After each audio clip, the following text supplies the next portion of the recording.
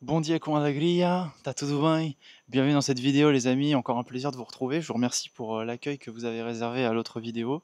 Ça m'a fait très plaisir et ça m'a motivé à reprendre un petit peu les vidéos YouTube, un petit peu dans ce format. Je vais essayer d'aller plus droit au but aujourd'hui et de vous partager. Il y avait beaucoup d'informations dans l'autre. En fait, il y avait 5 ou 6 idées de vidéos dans l'autre, juste simplement. Mais je vais vous partager parce qu'on me l'a beaucoup demandé. Qu'est-ce que je mange? Donc, si vous n'avez pas encore vu la dernière vidéo, allez voir. Le petit déjeuner, pour moi, maintenant, c'est clair et net que le meilleur petit déjeuner qui vous apporte toute l'hydratation dont vous avez besoin, l'eau que vous avez perdue pendant votre sommeil, qui va vraiment vous venir vous réhydrater en profondeur, qui va venir vous reminéraliser, vous revitaminiser de manière optimale. Le jus de légumes, on l'a vu, direct absorbé. Après, vous allez manger des fruits qui sont très digestes, qui vont vous apporter plein d'énergie, qui vont être très facilement assimilés. C'est aussi ça la clé, je pense, du cru, c'est retrouver ses capacités d'assimilation.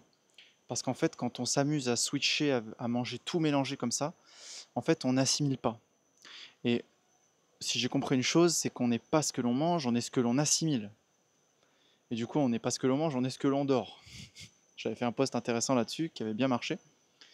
Donc, en fait, quasiment 1 heure et demie après ce petit déjeuner, bah oui, j'ai déjà faim. C'est pas un problème. En fait, le but, c'est parce qu'on vous vend l'idée qu'en fait, il faut prendre son petit déjeuner maintenant et qu'il faut se faire un festin dès le matin. En fait, non. Là, moi, il va être sans doute entre 9 heures et 10 heures. Et ben voilà, c'est l'heure pour moi de me faire euh, une énorme salade. J'adore cette salade, je l'adore, je l'adore. Alors, qu'est-ce qu'elle contient? Elle contient elle contient des pousses, des jeunes pousses, des germes de pousses. C'est des germes de soja. Tout est qualité bio, qualité maximale. Des brocolis crus, hein, donc qui sont tout à fait digestes et très très bons, moi j'adore. Du chou, de l'avocat, de la laitue, du concombre, des carottes, effectivement, des graines de courge, des graines de sésame, donc crues. Effectivement, je pense que dans le futur, ce qu'il faudrait que je fasse, c'est que je les fasse germer ou que je les fasse tremper. Là, j'en suis pas encore là, c'est pas encore mon cas. Et au niveau du transit intestinal, pourquoi est-ce que cette assiette elle est vraiment optimale encore une fois, au niveau de l'assimilation en tout cas, c'est parce que on mélange les crudités avec les graisses et protéines. Donc là, je mange des acides gras et des acides aminés, oui, mais qui viennent avec des crudités. Et donc, ce mélange-là, au niveau de la digestion, là on est sur de l'optimisation pure, en tout cas selon Shelton, donc le père de la naturopathie, je vous avais déjà un petit peu parlé de lui. Et moi, ce que j'essaie de faire en ce moment, c'est vraiment nettoyer mon système digestif. Moi, les amis, j'ai jamais eu un ventre comme ça de toute ma vie, hein. Je vous le dis, là, ça fait un peu plus d'un mois, ça fait 5 semaines, là, 5 semaines de cru. J'ai jamais eu un ventre comme ça. Et vraiment. Là, je suis au repos alors que j'ai mangé mes fruits et machin. Donc, euh, voilà. Vous voyez par vous-même. Euh, Moi, oui, sur les vidéos, etc., je suis un peu, après la salle ou quoi, je suis un peu le mec pumpé, un petit peu. C'est sur les photos, c'est sur les vidéos. Mais je vous assure que les gens qui me connaissent, j'ai toujours eu quand même un petit peu de ventre. J'ai toujours été en léger surpoids, mais parce que c'est pas très grave, parce que voilà quoi. Euh, Parce que ça m'allait bien. Mais moi, je sentais quand même que j'avais quelque chose au niveau du système digestif c'était pas un inconfort, mais je sentais que c'était quand même un peu bizarre. Et je me disais, mais c'est bizarre, en fait, et j'avais beau perdre du poids, j'avais toujours, on va dire, cette ceinture abdominale un petit peu graisseuse. Un petit peu, mais c'était quand même assez dangereux parce que je sentais que c'était pas du gras abdominal finalement, c'était du gras interne. Je sais pas comment vous expliquer ça, mais j'ai vraiment le sentiment que là, depuis que je commence à manger cru, je vois bien qu'il y a quelque chose qui s'est désengorgé au niveau de mes intestins, au niveau de mes organes intérieurs. Et aussi, j'ai beaucoup plus envie de faire des exercices avec mon ventre, de respiration, aller travailler un peu plus cette zone-là, comprendre un peu plus le mystère. Et je sens que c'est parce que vraiment, moi j'ai vraiment senti que j'ai pas perdu de muscles. J'ai continué à augmenter mes performances à la salle.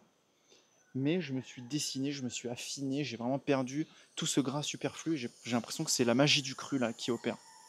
Donc, notamment grâce à ces assimilations, donc là voilà une énorme salade. Si vous allez au bureau, vous pouvez prendre un encas. Je mettrai toute la liste des encas pour moi qui sont idéaux dans mon livre Crudista, donc qui arrive très bientôt, qui devrait sortir le 8 juin. Donc si vous êtes intéressé par 3 semaines de renaissance crue, 3-4 semaines parce qu'il y a une semaine de transition, eh bien cliquez sur le lien en dessous. Alors je sais pas quand est-ce que vous regardez cette vidéo, mais si vous êtes parmi les premiers à regarder cette vidéo, il y a encore le prix Early Bird, donc c'est avant que ça sorte, donc c'est une pré-vente, vu que c'est pas encore sorti, les personnes qui me font confiance avant que ça sorte, ils ont un tarif très très spécial. Et puis voilà, ceux qui rejoignent l'offre, bah, voilà, c'est comme ça, hein. Il est jamais trop tard quand même, c'est un bon investissement à faire sur vous-même. Et donc, je saupoudre tout ça d'une petite sauce, bien sûr.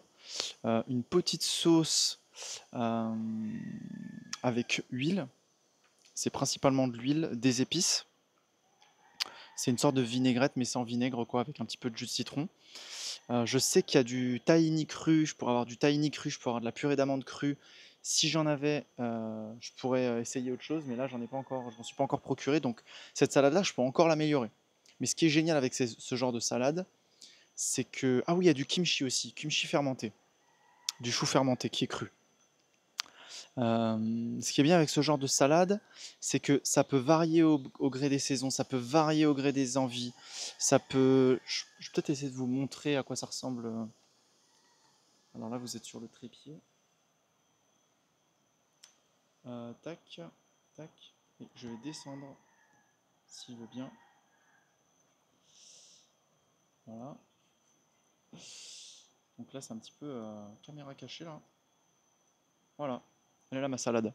Et donc, ce qui est génial, c'est que voilà, on peut... j'aurais pu mettre des champignons crus, j'aurais pu remplacer les concombres par de la tomate, j'aurais pu remplacer les avocats par des noix, j'aurais pu remplacer les brocolis par de la mâche ou des épinards. Voilà.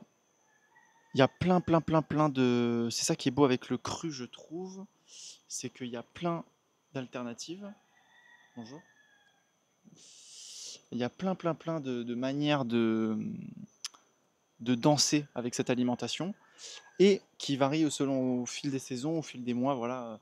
Pour moi, je pense que maintenant l'optimal de cette alimentation, c'est entre, je dirais, en France en tout cas, du printemps jusqu'à la fin de l'été. Pour moi, là, c'est vraiment top. Donc je dirais à partir du mois de mars-avril jusque septembre. Septembre-octobre. Je pense que là, c'est vraiment optimal. Après, dans la phase hivernale, c'est un peu différent. Bien que, je pense qu'il y a des alternatives, on peut s'adapter, hein.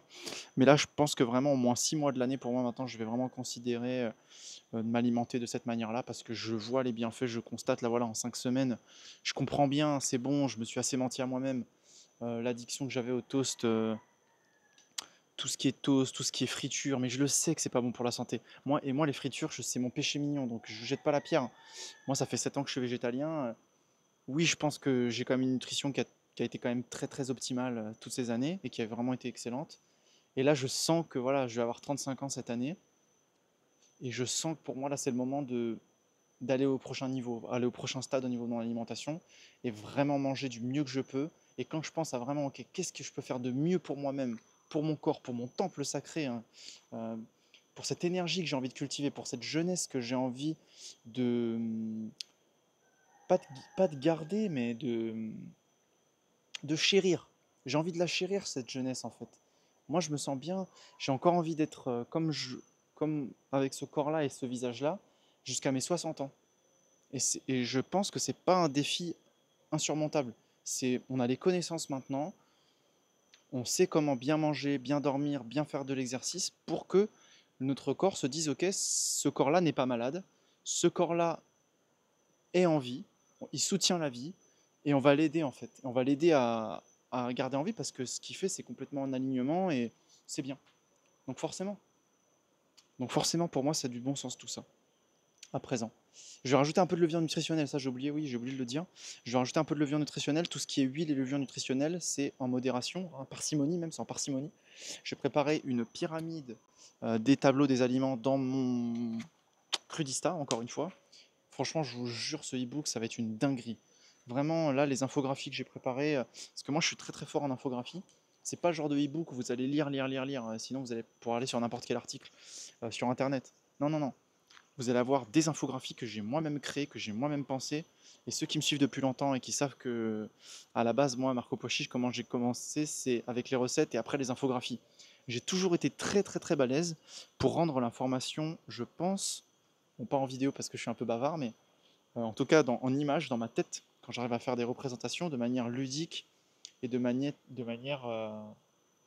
vraiment de réussir à démocratiser cette information-là, de manière simple, colorée en plus, souvent.